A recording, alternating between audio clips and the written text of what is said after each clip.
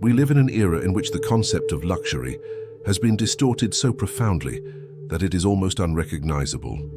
Luxury has ceased to be the right to live fully, to feel the pulse of one's heart, to contemplate the world with attention and calm. It has become instead an obsession with possessions, status, and quick and ostentatious achievements. True luxury, the kind that enriches the soul and not just the ego, has become rare, almost inaccessible, because it requires courage, awareness, and endurance, virtues that modern society despises or ignores. Slowing down, living mindfully, enjoying silence, and contemplating the simplicity of everyday life have been transformed into weaknesses. Rest, which should be an inalienable right, has become a sin. Contemplation, waste, idleness, a crime against productivity. In the frenzy of congested streets, the insane pace of never-ending clocks, endless goals and screens that never turn off, finding tranquility has become a revolutionary act, a luxury few dare claim. Modern civilization has taught us that being busy is important, that feeling tired is proof of dignity, that haste is a virtue, and in this insidious machine, we have become slaves not only to incessant work, but also to technology, social media, and constant comparison. Every notification, every unnecessary commitment, every externally imposed goal acts as an invisible chain that keeps us moving. Without us realizing, we have been transformed into replaceable parts of a machine that consumes vital energy. We have lost awareness of the intrinsic value of life, as if only what can be measured, counted, or displayed is relevant. Every wasted minute of rest, every hour of unmonetized contemplation is perceived as failure, when in fact it is the very essence of freedom. The luxury of a peaceful life, therefore, is not measured by possessions or titles, but by the ability to be present in each moment. It means learning to reject what imprisons us, to simplify fearlessly, to set aside what consumes more energy than it adds. It means rediscovering time as an ally, not an instrument of silent torture. Each conscious choice to slow down, to disconnect from the constant noise, to prioritize meaningful experiences over superficial accumulations, is an act of rebellion against a system that trains us to accept wear and tear as inevitable and haste as morally superior. In this context, the luxury of living peacefully is neither passivity nor resignation, but an act of affirmation of one's own humanity. It is the ability to recognize that true wealth lies not in the abundance of possessions or the frenetic pace of achievements, but in the freedom to direct one's own life, to cultivate silence, to protect one's mind and heart from the incessant invasion of external demands. Those who dare to live this way, slowing down, choosing what matters and abandoning the rest, transform the simple act of existing into resistance and rediscover that life, when not subjected to the tyranny of haste, is infinitely richer and fuller than any artificial ostentation. The luxury of a quiet life is not measured by grand estates, luxury cars, or ostentatious objects. It lies above all in reclaiming the right to choose how to spend the time we are given, in restoring to life the freedom to exist unhurriedly. It's about looking to the horizon without each moment being filled with deadlines, goals, or obligations imposed by others. It's about listening to the wind, feeling the temperature of the air, noticing your own breath, and allowing yourself to exist without fear of missing out or failing to be productive. It's about reading a book not to acquire immediate skills or meet external demands, but simply for the pleasure of understanding, of absorbing ideas, of traveling through thought and imagination. In this context, every moment of mindfulness, every act of conscious contemplation becomes a gesture of resistance against a society that values only efficiency and the quantity of accomplishments. While the modern world pressures us to accumulate more possessions, more titles, more commitments, the abundance of material goods and tasks creates inner emptiness. We are surrounded by things that take up physical and mental space, that distract us from ourselves and the people around us. Simplicity, on the other hand, builds a wealth that is inexhaustible, that cannot be measured in money, status, or likes on social media. Simplifying is not impoverishing, it is liberating. Every decision to reduce excess, eliminate unnecessary commitments, and prioritize meaningful experiences is a step toward a fuller, more conscious, more human life.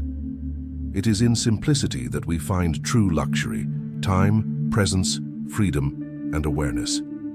In a world obsessed with status, recognition, and comparison, tranquility is and makes it the rarest of achievements. It demands courage, rejecting what everyone accepts, challenging the pace dictated by the market and one's neighbor, abandoning the frantic race that leads nowhere. Every conscious choice to slow down is an act of silent subversion. Henry David Thoreau, upon retreating to Walden Pond, understood that most men live in silent despair, and this phrase remains perfectly relevant. In the 21st century, the industrial, technological, and hyper-connected society manufactures anxiety, exhaustion, and frustration on an almost industrial scale. The frenetic pace of work, the pressure of social media, and the need to always be visible and productive have transformed what should be natural into a luxury. Rest, reflection, contemplation, and simply being. True luxury, therefore, cannot be bought. It is earned. It is the fruit of awareness, courage, and the discipline to assert one's own life amidst the machinery that tries to consume us.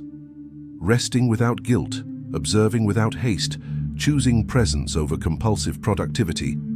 All of this is a luxury few dare claim, but one that completely redefines the value of existence. The luxury of a peaceful life is ultimately the freedom to be, to think, to feel, and to live at the rhythm of one's own soul, regardless of the expectations imposed by the world around us.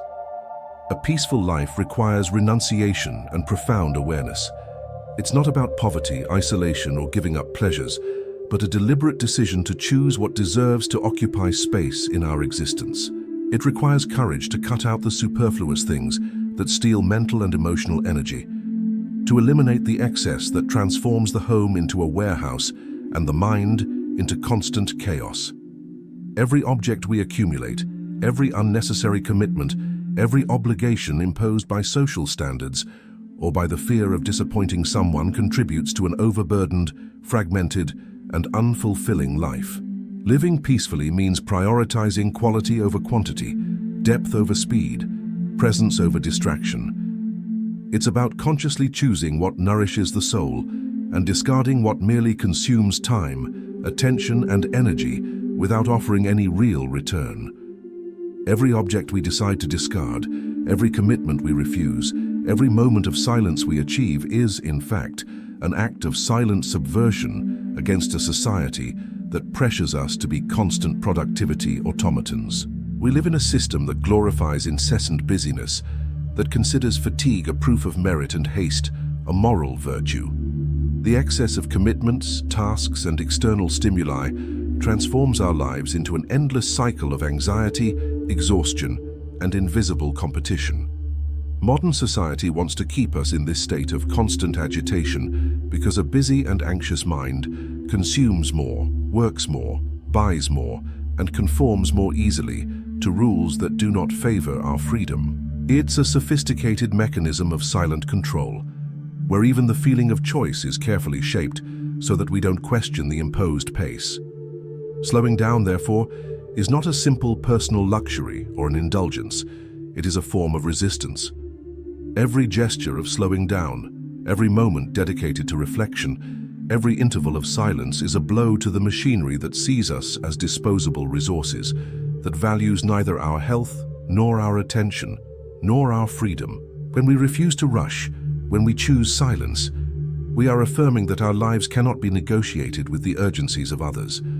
We are reclaiming the right to exist outside the imposed rhythm, to cultivate thoughts, emotions, and experiences that do not fit into the logic of compulsive productivity.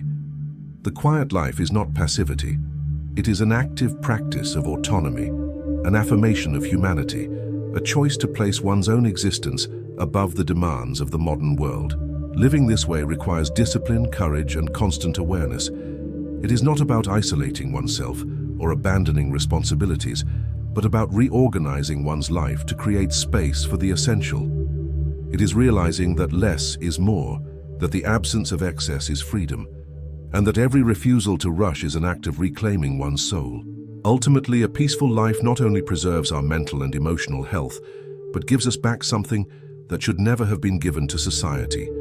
Control over our own existence, the right to decide how to live, the ultimate luxury that nothing can buy. The luxury of a peaceful life also requires the courage to face the opinions of others. We live in a society where measuring value is confusing visibility with relevance. Those who take long vacations, those who refuse useless commitments, those who spend hours contemplating nature, those who sleep late or wake up late are labeled lazy, inept, and useless. This invisible pressure creates chains stronger than any physical shackles. And it is precisely at this point that's why the luxury of tranquility becomes subversive.